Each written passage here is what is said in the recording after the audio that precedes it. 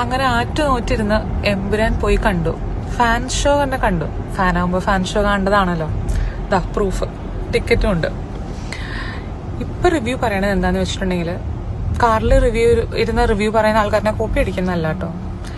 ഈ സിനിമ കഴിഞ്ഞ് ഇറങ്ങി വീട്ടിലേക്ക് പോകുന്ന വഴിയാണ്. ഇപ്പൊ ഈ റിവ്യൂ പറഞ്ഞില്ലെങ്കിൽ ഞാനിത് ഒരിക്കലും പറയത്തില്ല.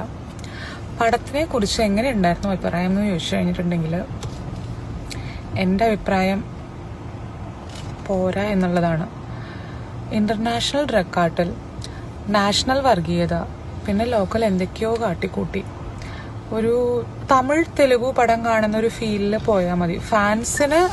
ഫാൻസിന് വരെ തൃപ്തിപ്പെടുത്തുന്ന എലമെന്റ്സ് ഉണ്ടോന്ന് ചോദിച്ചാൽ അറിയത്തില്ല. ഞാൻ being a fan, I am not happy about it. കൊള്ളാവുന്ന കാര്യം എന്താന്ന് വെച്ചിട്ടുണ്ടെങ്കിൽ, പാട്ട് കൊള്ളാമായിരുന്നു, മഞ്ജു വാര്യരുടെ സാരി കൊള്ളാമായിരുന്നു.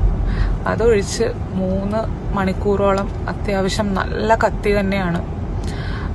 OTT-ലൊക്കെ കണ്ടു കഴിഞ്ഞിട്ടുണ്ടെങ്കിൽ ചിലപ്പോൾ മിക്കവാറും നമ്മൾ ഫാസ്റ്റ് ഫോർവേഡ് അടിച്ച് കാണാനുള്ള സാധ്യതയുണ്ട്. ഒത്തിരി ലാഗ് ഉണ്ട് പടത്തിന്. പിന്നെ പ്രെഡിക്റ്റബിൾ ആയിട്ടുള്ള സ്റ്റോറി ലൈനാണ്. ഏറ്റവും വലിയ കോമഡി എന്താന്ന് വെച്ചാൽ, അത് എനിക്ക് കോമഡി ആയിട്ട് തോന്നുന്നതാണ് കേട്ടോ, എൻ്റെ മാത്രം അഭിപ്രായമാണ്. ലൂസിഫർ 3 കൂടി വരുന്നുണ്ട്. അപ്പൊ അതിനിപ്പോ എന്താവും എന്നുള്ളതാണ്. കാരണം എമ്പുരാൻ കാണുമ്പോൾ തന്നെ ഏറെക്കുറെ നമ്മളുടെ കിളി പോയിട്ടുള്ള ഒരു അവസ്ഥയായിരിക്കും വരുന്നുണ്ടാവുക. ഹൗവെവർ, ഇത് എൻ്റെ അഭിപ്രായമാണ്. വ്യത്യാസമുള്ള അഭിപ്രായമുള്ള ആൾക്കാർ ഒരുപാടുണ്ടാവായിരിക്കാം. കാണുക, എൻജോയ് ചെയ്യുക.